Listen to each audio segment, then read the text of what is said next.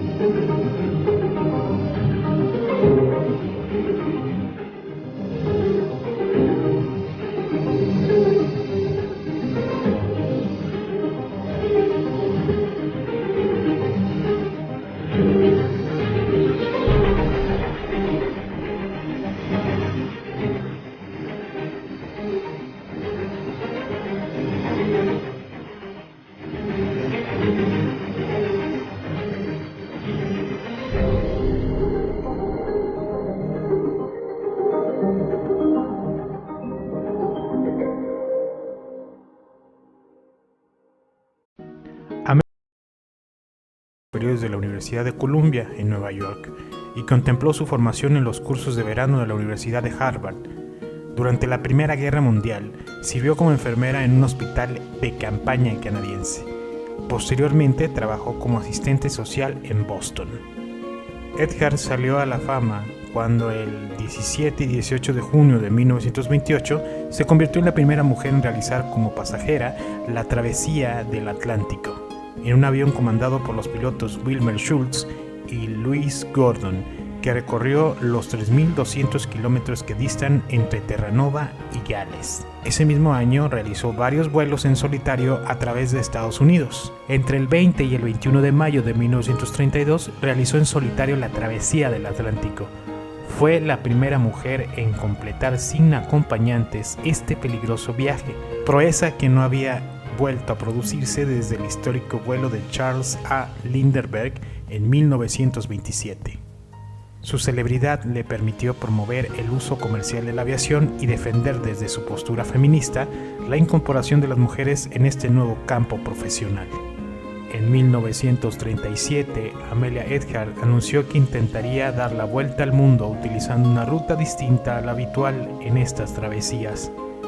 En efecto, los viajes en avión alrededor del mundo se habían desarrollado, hasta entonces, en cortas etapas a través de los cielos del hemisferio norte. Earhart intentaría, junto a su copiloto y navegante, el capitán estadounidense Frederick J. Noonan, circunvolar el globo siguiendo la línea del Ecuador en un bimotor Lockheed Electra 10E.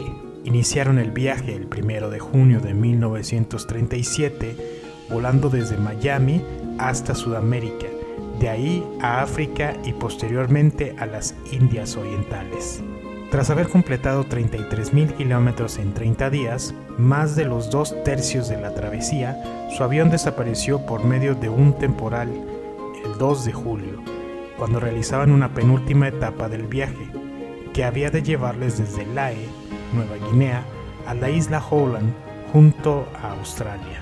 La desaparición de Amelia Earhart y de su experto copiloto fue motivo de numerosas y a menudo fantásticas especulaciones, pero hasta el día de hoy desconocen las circunstancias del accidente y el lugar exacto donde se produjo.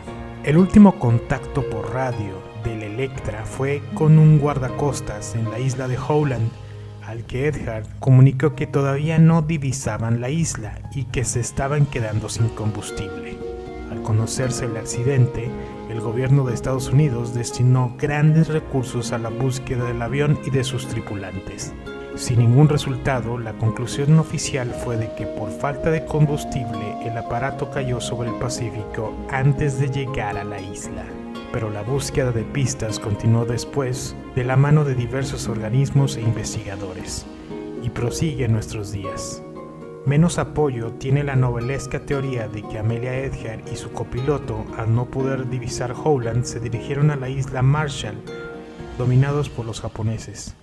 Ahí fueron capturados como espías y ejecutados, o bien, tras una serie de negociaciones con Estados Unidos, llevadas en secreto para evitar un conflicto diplomático, se les permitió regresar a su país con identidades falsas. Poco después de su desaparición, el marido de Amelia Earhart publicó un libro basado en el diario de vuelo de su último viaje.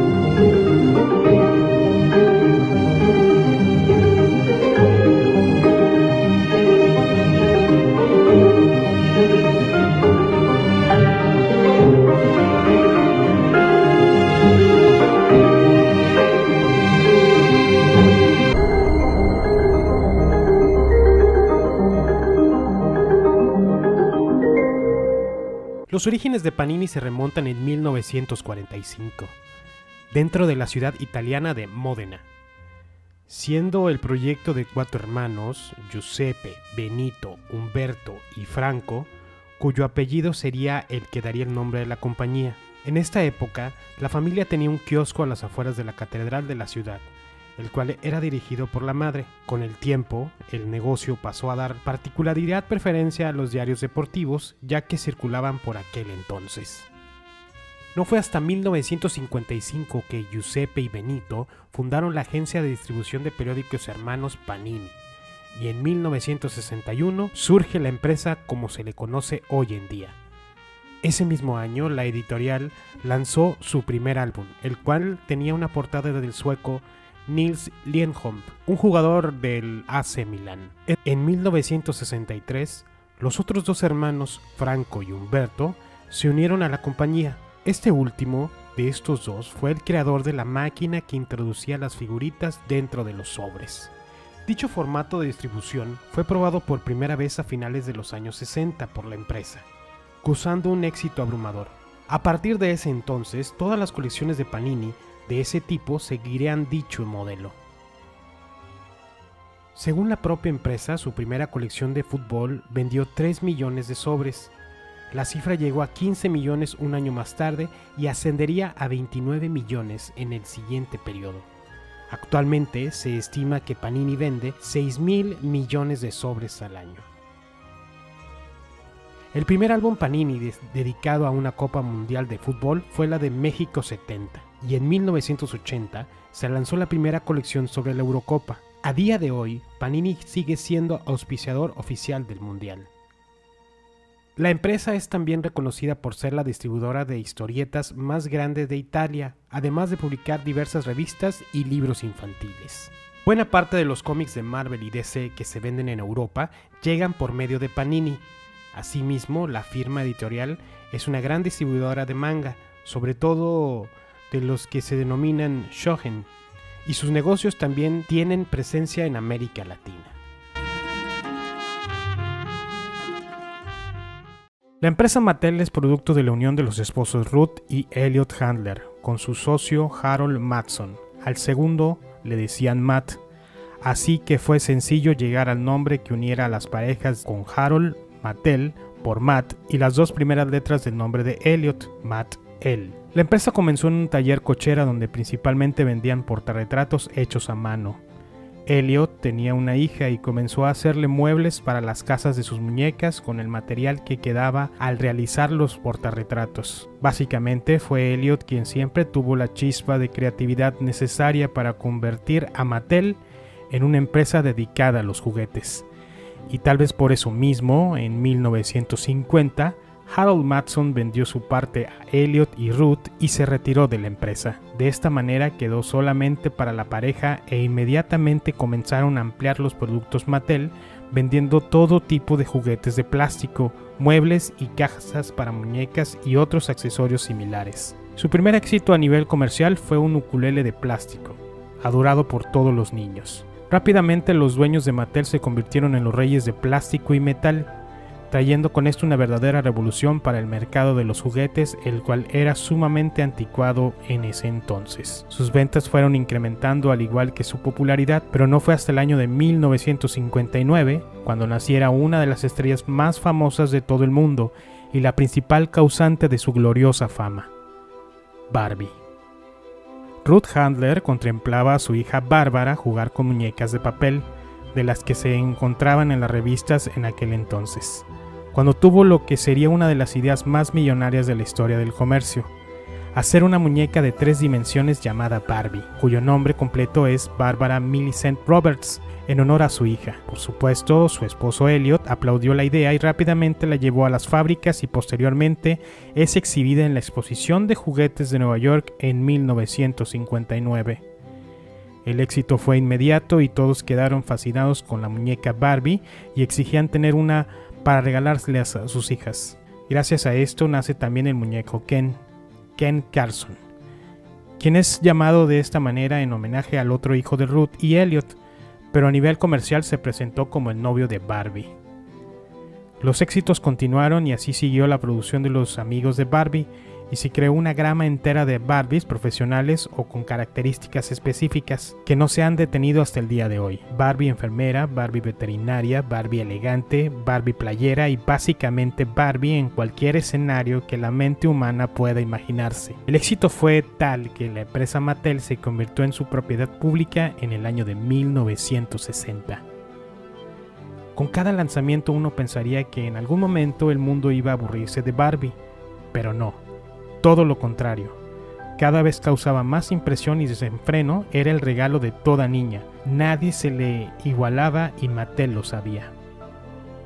Su fortuna fue tal que se posicionó en los próximos años en una de las 500 empresas productoras más grandes de Estados Unidos, con una producción impresionante y una muy buena calidad, asegurándole a los compradores que iban a obtener productos a un precio justo y de una calidad envidiable.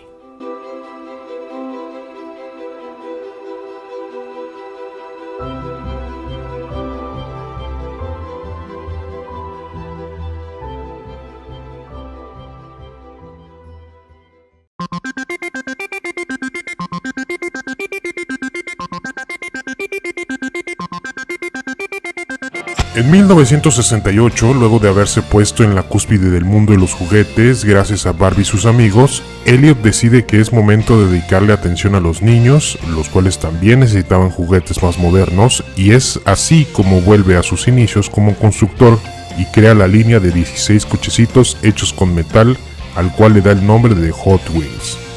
Nuevamente, la calidad que ambos le implementaban a sus juguetes fue lo que los catalogó como los grandes de la industria, pues a diferencia de otros cochecitos que existían en aquel entonces, los Hot Wheels no causaban fricción en sus ruedas y así se podían deslizar con mucha rapidez y sin algún tipo de rigidez. Además, está por decir que fue un éxito enorme entre los niños. Eran unos años espectaculares para Mattel. Las niñas les pedían a sus padres una Barbie y los niños carritos de Hot Wheels.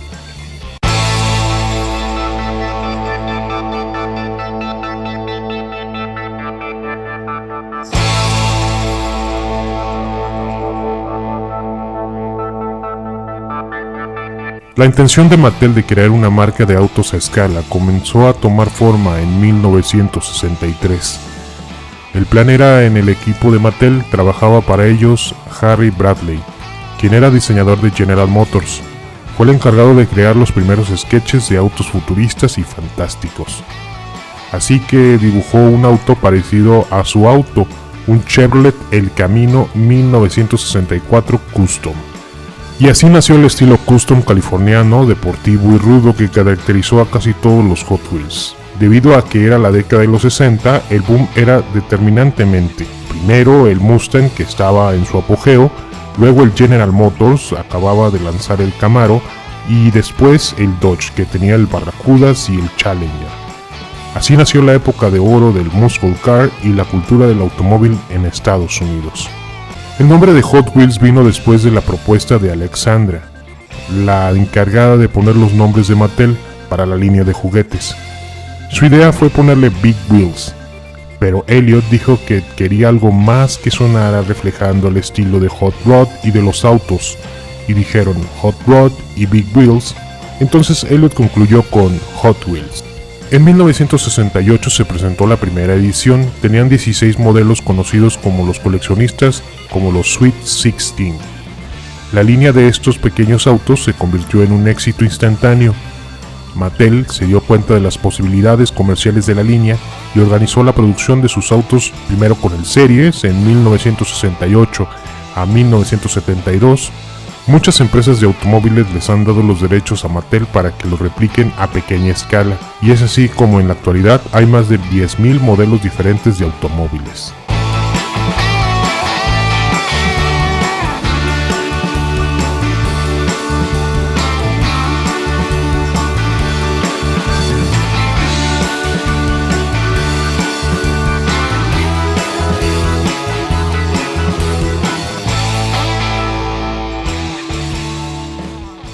El carro Strum Panzer IV Brummbär lleva un cañón Stug H-43 de 150 mm sobre el chasis de un tanque normal Panzer IV. Fue desarrollado por la Alket, que proyectó la superestructura, mientras que la Krupp remodelaba el chasis del Panzer IV. Hitler, pensando que sería más potente que el Stug 3, ordenó su fabricación a finales de 1942. Esta comenzó en abril de 1943, con su primer lote de 60 terminando en mayo. Esta serie tenía una placa de blindaje de 50 mm, sujeta con pernos a la placa del blindaje normal de delante del casco. Estos cañones de salto llevaban visores con unos póstigos deslizantes para que el conductor, parecidos a los que llevaban en el carro Tiger I. pero en posteriores cañones el conductor llevaba un periscopio. La fabricación a gran escala empezó en noviembre de 1943 y siguió hasta el final de la Segunda Guerra Mundial. La versión final de este cañón ATP tenía la superestructura remodelada, que incluía una ametralladora orientable en el ángulo superior izquierdo del blindaje, además de una cúpula para el jefe del carro. Los primeros carros de tipo Brummbach que se entregaron a la 216 Sturmpanzer Abteilung, división de carros de asalto, justo antes de la ofensiva de Kursk en julio de 1943. Se organizaron 3 divisiones más, las 217, 218 y 219, y todas ellas prestaron servicio en el frente del este, así como en el oeste y en Italia. Generalmente conocida como Luger, la P8 es una de las pistolas más famosas de todos los tiempos. Las primeras pistolas Luger de uso militar se fabricaron en 1900 para atender un pedido suizo. En 1904 también adoptó este modelo la Marina alemana y posteriormente en 1908 el ejército alemán. Este último pedido fue el que llevó a la denominación del P8, que se convertiría en la variante más importante de unas 35 o más que hubo de la pistola Luger.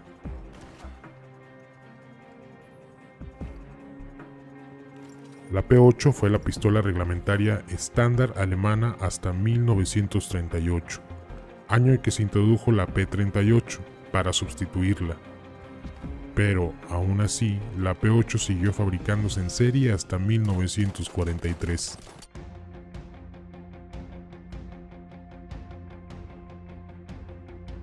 Siguiendo en pleno uso en 1945, al final de la Segunda Guerra Mundial, por falta de una debida cantidad de pistolas P38, la P8 no era un arma de primera clase para uso militar, porque era propensa a encasquillarse cuando se abría del cierre de la palanca anticulada y el mecanismo se obstruía por la suciedad.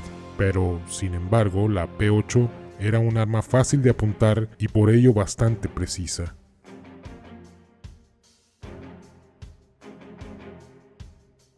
Su versión más corriente de la P8 tenía un cañón de .103 mm, pero el cañón del arma naval tenía .152 mm de largo. Entre estos países que también usaron la P8, además de Alemania, estaban Abisinia, Bulgaria, Finlandia, Letonia, Holanda, Persia, Portugal, Rumania, Suiza y Turquía.